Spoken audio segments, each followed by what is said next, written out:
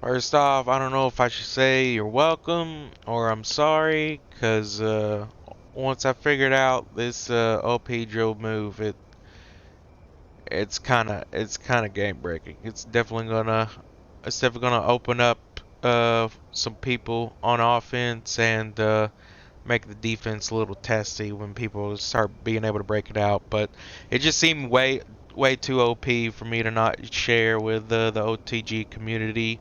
Um, I saw Sleep was doing it a bit the other night, but he wasn't sure. I don't think he may not know exactly which crossover I was referring to, but I've been looking for this crossover move for a while now. It's just a big sweeping crossover. I think people call it like a crossover launch. Um, I've been trying to figure out how to do it for a bit now, uh, and I finally figured out how to do it after a bit of research. And yeah, it seems pretty OP. But before that, I'm gonna go through a little bit of basics, maybe go through my badges, show you my dunk packages I have currently equipped, as well as like my jump shot. Just going to show y'all like all the little bits and pieces make up my guy right now. Um, and then also just show you before the that one tutorial for the OP move, kind of my basics on how I burst out of my other, I'd say, simple moves. If you would like to go ahead and skip to that OP move and just go ahead and try to start learning that, it's basically the misdirections, and then you do like a little crossover launch out of it. You can skip to this part of the video, and I'll see you there. But if you're here for kind of the basics, basically all I run, I'll go ahead and give you the rundown here. So first of all, let's go ahead and get into badges. So finishing badges.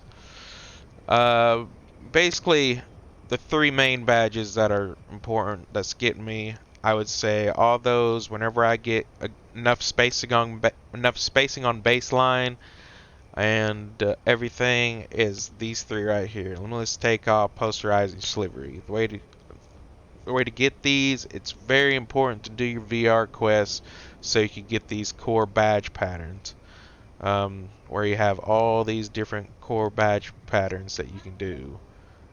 One I use is core badge pattern 6, so it give me a shooting and a defensive rebounding to get finishing. So I do these three for sure. The rest of them, of course, helps when stuff happens, but the way I do my finishing is I'm trying to get dunks. And then if I can't, of course, this helps a bit with uh, layups. This helps a bit with layups, but these three is what's really helped me. Getting those dunks, getting those like, why the hell did he fucking rip through my arm dunks? Like, what the fuck's going on? Shit like that. These three is what's really doing it for me. Shooting. This is basically what I do go to. I don't really derive too much from this. I would say the least is probably amped. I use it just simply because I do end up taking shots sometimes that's like maybe half. Sometimes if I'm crazy, maybe a third of my stamina. And I usually sometimes end up making them if I'm lucky. And I feel like maybe a placebo effect is happening with amped. But that's like the least one.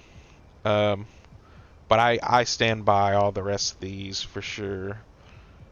Um, then you have playmaking. These are my absolutely essentials for playmaking, like the bare minimum. If you're tired of getting stripped, vice grip, unpluckable for me. That's just the combo I always love to do. Quick first step, of course, is just great. It give me that burst. Um, and then of course clamp breaker handled for days. I think especially with this move, especially this advanced move, especially handles for days is gonna be your friend. Defensive, uh, defensive. Really, I'm just kind of all over the board for some of these lower ones. To be honest with you, But this is what I run for defense. Clamps, I do like clamps just because sometimes I do get lazy on defense. But if you ever run clamps, you probably only need bronze. And of course, I live by Challenger as well.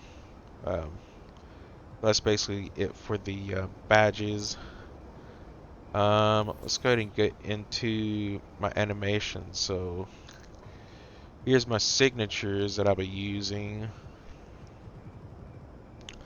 I don't believe for the misdirections you have to have anything in particular to actually to actually queue them up and do them, but there might be a chance that the John Walk crossover might help in maybe doing like a lazy version of the crossover or the lazy version of the misdirections where you don't have to let go of left sig. We'll get in that in a bit.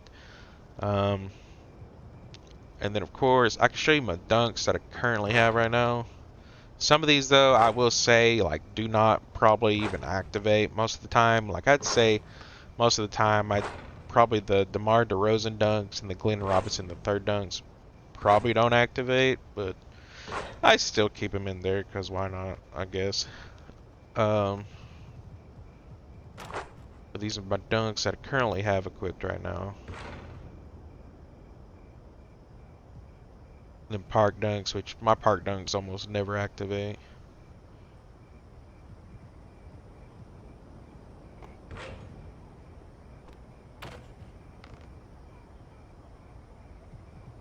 I'll show you a jump shot as well.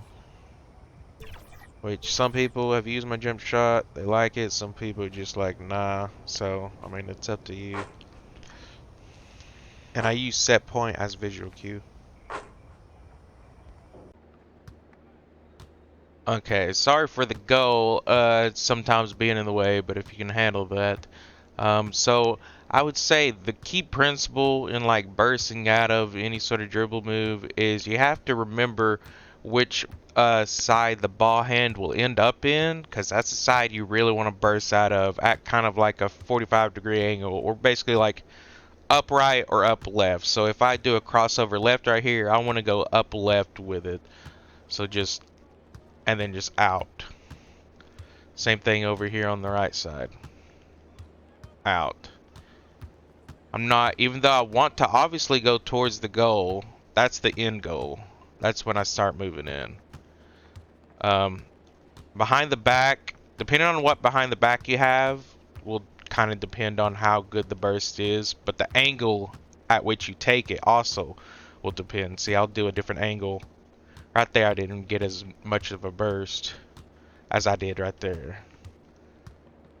There's also, of course, you got that one that's just between the legs.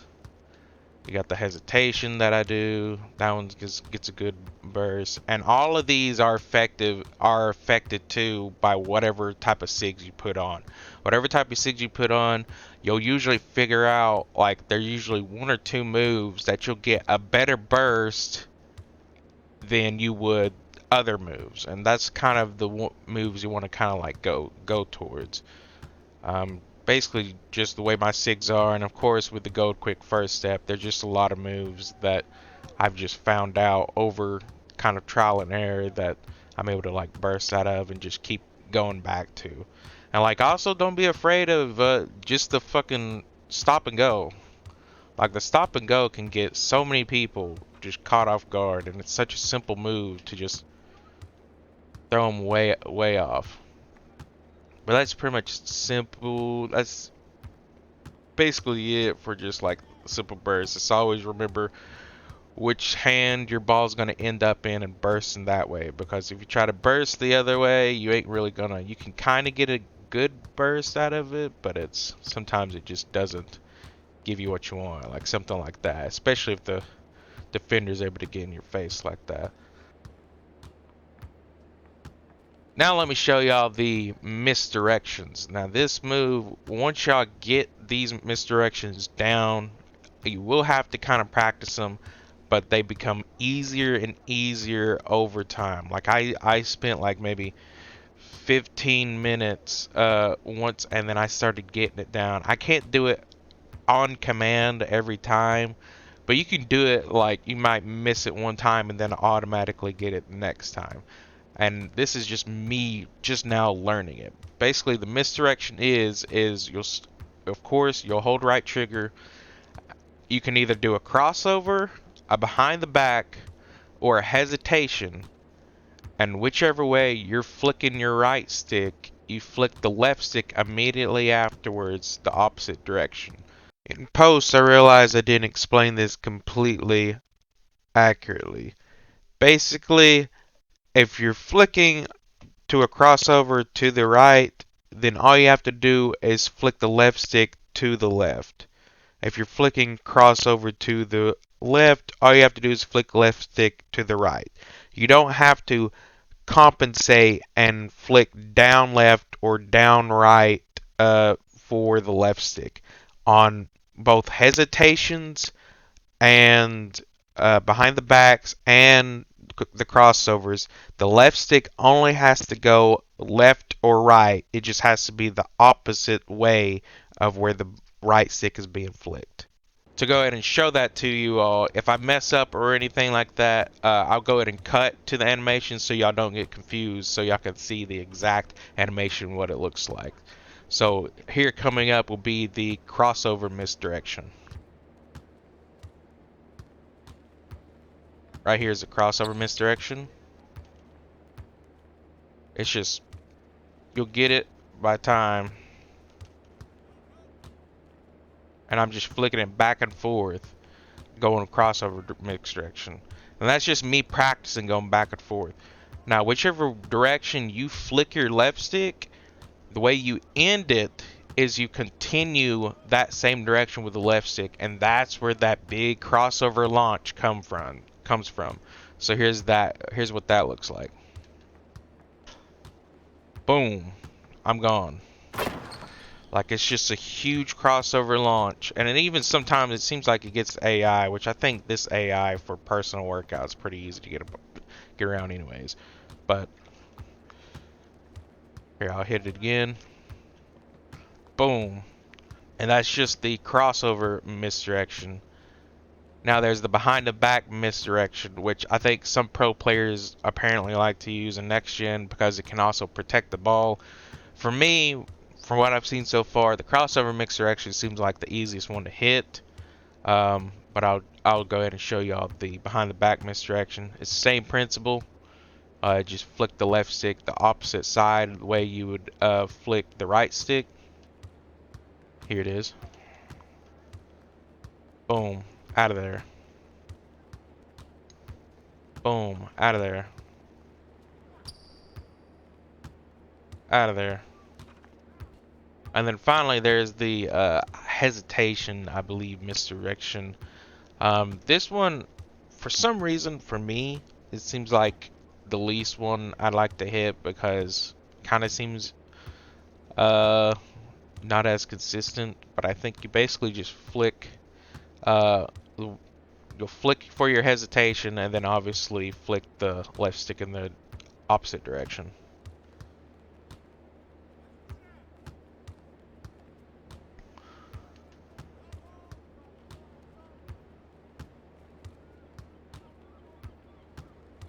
Like, you can trust me, when you hit it, it's pretty like, oh shit.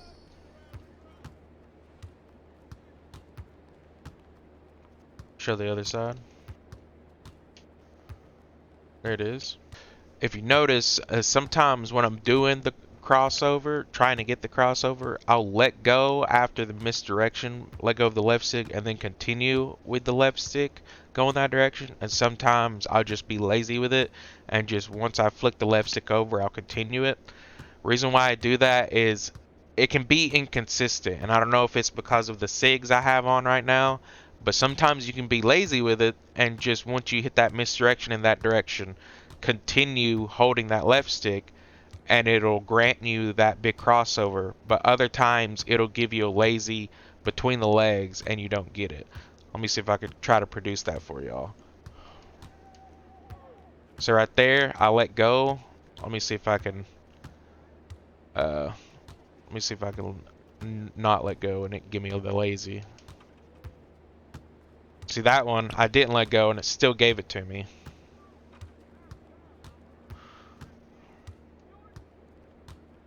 Still gave it to me this way. I might favor the left side. Let's try it this way.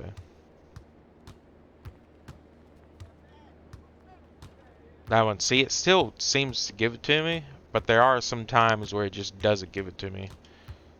See right there, that time it didn't give it to me. It just gave me between the legs. So it's just something you got to work on. But basically, like when people start pulling this out, I was already pulling this out late last night against randos, and whenever I would pull it out, you would be gone.